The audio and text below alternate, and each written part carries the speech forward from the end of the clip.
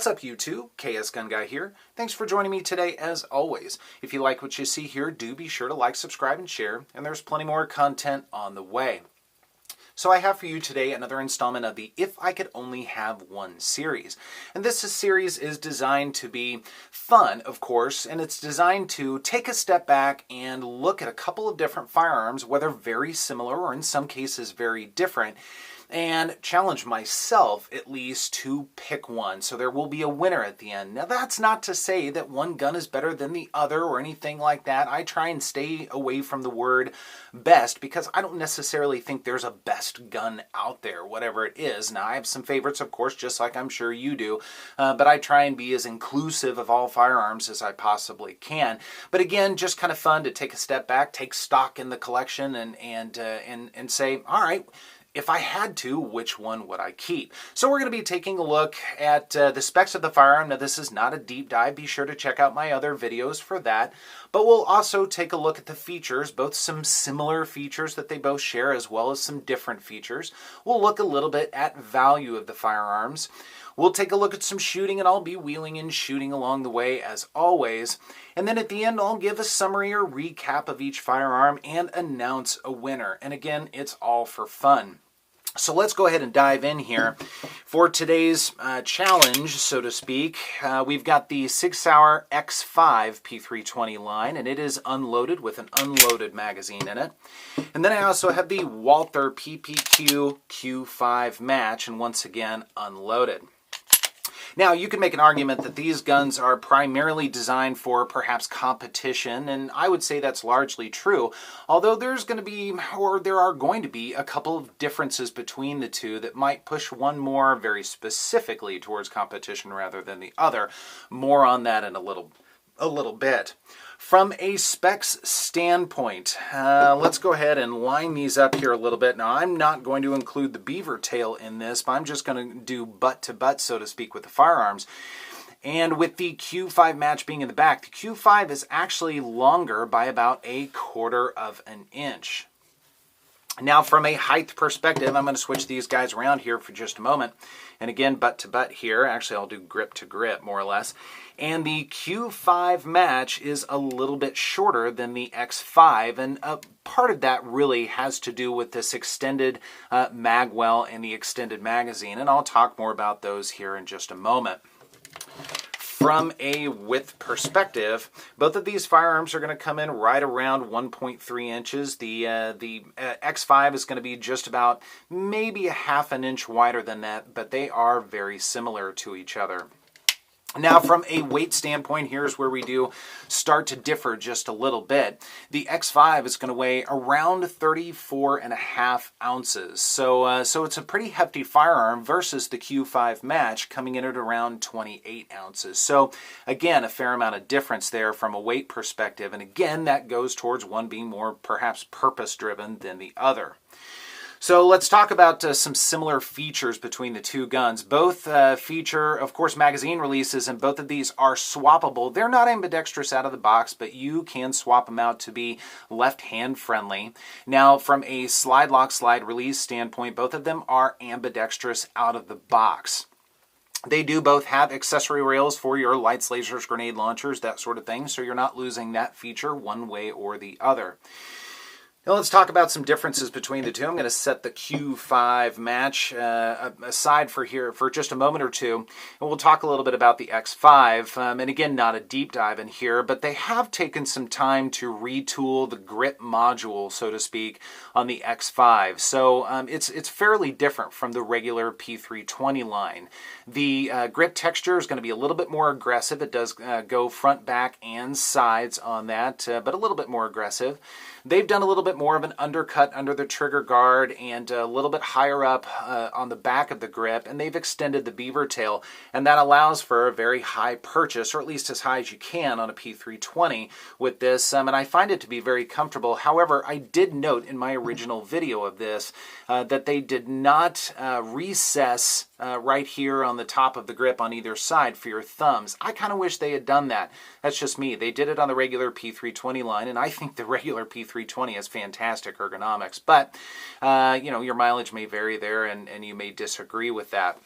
Now, they did include a removable mag well on this, but this does aid in putting in new magazines as quickly as possible. And they included a backstrap weight as well to improve the balance of the firearm. From a magazine perspective, it does come with 4 21-round magazines, and they've recontoured the magazine just a little bit, or at least the polymer part of it, to go into the X5 series. So it's just a little bit different than some of the older extended magazines for the P320 line. From a slide perspective, it does have front and back slide serrations, and they've been angled just a little bit more to match the grip angle here. It is cut for a Romeo 1 red dot sight, and right now, at least as of this video, there are not any backplates that I'm aware of to put any other type of red dot sight. Perhaps that's something that'll come down the road, who knows, but for now it's exclusive with the Romeo 1. I'm sure Sig did that for a reason. From a sight perspective, it does have Dawson Precision sights, and I've noted before that the front post is pretty thin. It does have a fiber optic reticle on it, or rod rather, but it is pretty thin. That's all right. It doesn't really bother me, but your mileage may vary there. And then the back is blacked out and adjustable for windage and elevation. It does have lightning cuts there, so you can certainly see that stainless 9mm bull barrel on here, and I'll give you a look at that barrel for just a moment or two. It's pretty substantial and pretty weighty, again, adding to that balance of the X5 firearm. So from a Q5 Match standpoint, the Q5 Match shares a lot of similarities between other PPQs. So if you're familiar with the PPQ, I think you'll be right at home with this.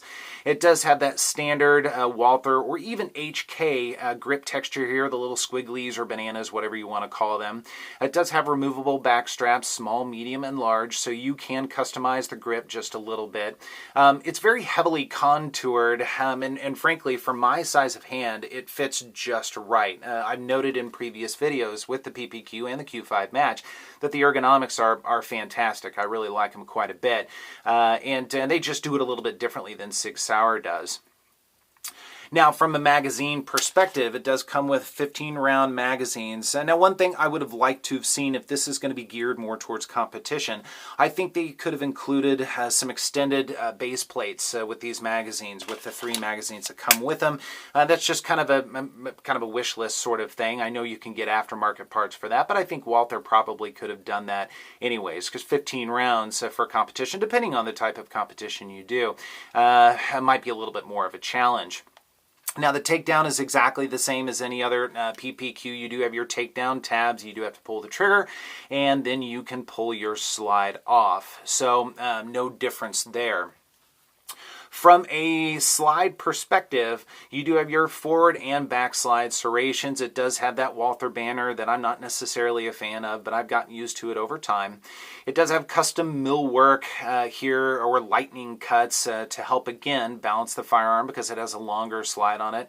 And I've noted previously that I really like the look of the Q5 Match. I just think it's kind of a cool looking gun. So I think they did pretty well there. It is also cut for a red dot optic. Now, the difference between this and the X5 is you can pick your own optic. I really like that option. I like that you can pick a Vortex or a Leopold or a Trijicon or a Burst, whatever it happens to be. Pick and choose the one that you like the best. It has different back plates, and you just mount it and get to shooting. So I like that option quite a bit. From a sight perspective, now this also does have a front fiber optic rod, and then it does have a blacked out rear sight that's also adjustable for your windage and elevation. Now, with both of these firearms, you do lose the back sight if you put an optic on it, so there's not an option to co-witness at this point in time. So if you're wanting to co-witness, you're out of luck with these two firearms. Now, before we get to the triggers and the value of the firearm and, of course, my summary, let's go ahead and take a look at a little bit of shooting footage and see how these guys do.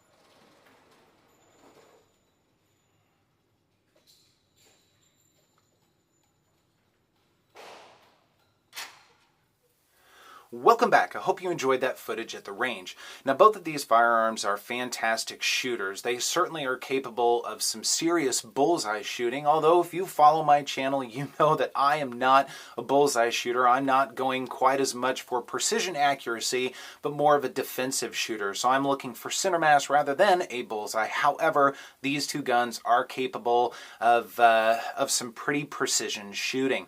They do it a little bit differently, however, and again, here's where we get into a little bit of a difference from a shooting perspective, and a lot of that I attribute to the weight and even the size of the firearm a little bit. The X5 being just a little bit larger gun and certainly a heavier gun, you can make an argument that that heavier gun is going to reduce that recoil impulse and allow for a little bit flatter shooting, and again, your mileage may vary there, and make for a little bit more precision accuracy.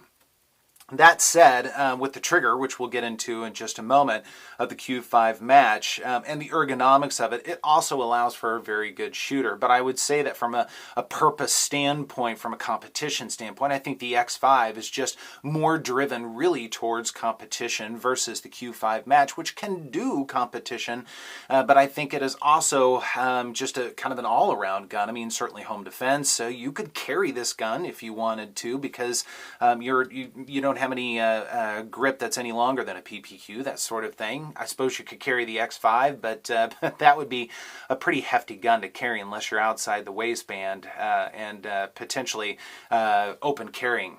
Your mileage may vary there, of course. So let's go ahead and dive into the triggers here for just a moment or two. Again, not a deep dive on the triggers necessarily, but just to give you an idea. The Sig Sauer is going to be a flat face trigger, and I believe it's I think it's a Gray Guns trigger, something like that. I believe a commenter said in the last video, but it is not your stock P320 trigger. Now it does have about 1 millimeter of uptake, maybe just a tiny bit more than that, so it's a pretty short uptake, and then you do get to a defined wall. And there's your break. Now, it's audible and tactile for sure, but I've always said that P320s have a little bit of a thud break. Not that that's bad, it's just not quite as crisp, perhaps, as some other firearms, but certainly very consistent. And then our reset, just a couple of millimeters out, and again, audible and tactile. Certainly a very good reset. Not the best necessarily, but very good. And then we go to our reset. I'll do that one more time. We've got our uptake, very short, and we hit our wall, and there's our break, and there's our reset. So kind of a standard P320 feel from a trigger standpoint, but again with a flat face trigger on it, and that reduces it by roughly 1 pound or so by my testing on the Lyman gauge. So let's take a look at the Q5 Match trigger.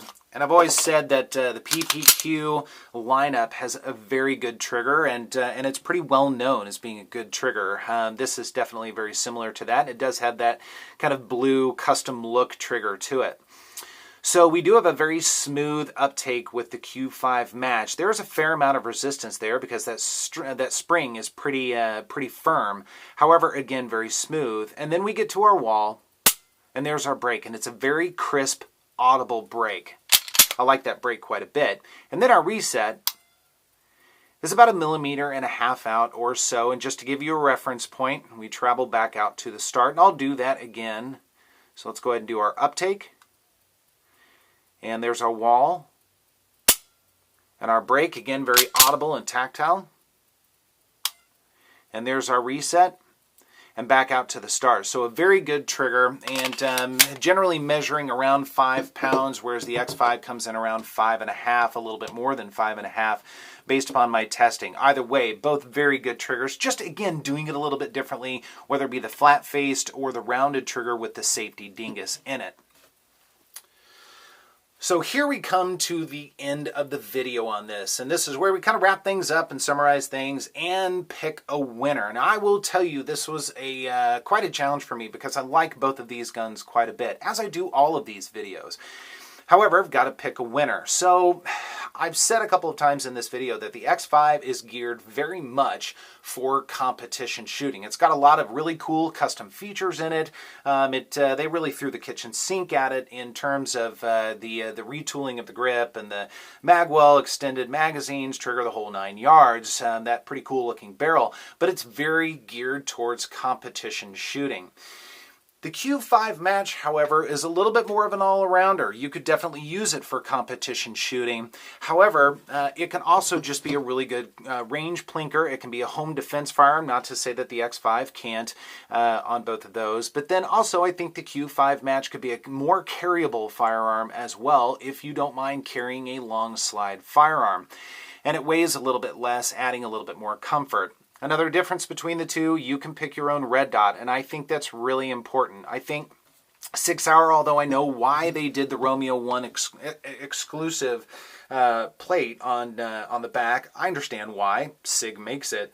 But I think they really could have done a good thing by adding base plates on it so you could pick your own red dot. So at the end of the day, if I could only have one, I would pick the Q5 Match. Not only because I like the ergonomics on it, I like the fact that I can pick my own red dot. I think it's just a really cool looking firearm. I just have always been very attracted to this. And again, I like the X5 quite a bit. But at the end of the day, if I could only have one, I would pick the Q5 Match. So I'm looking forward to hearing your comments on this. If you agree, disagree, what questions you have on this. And so I'm looking forward to talking with you about that. Otherwise, again, be sure to like, subscribe, and share, and I will see you next time. Thanks.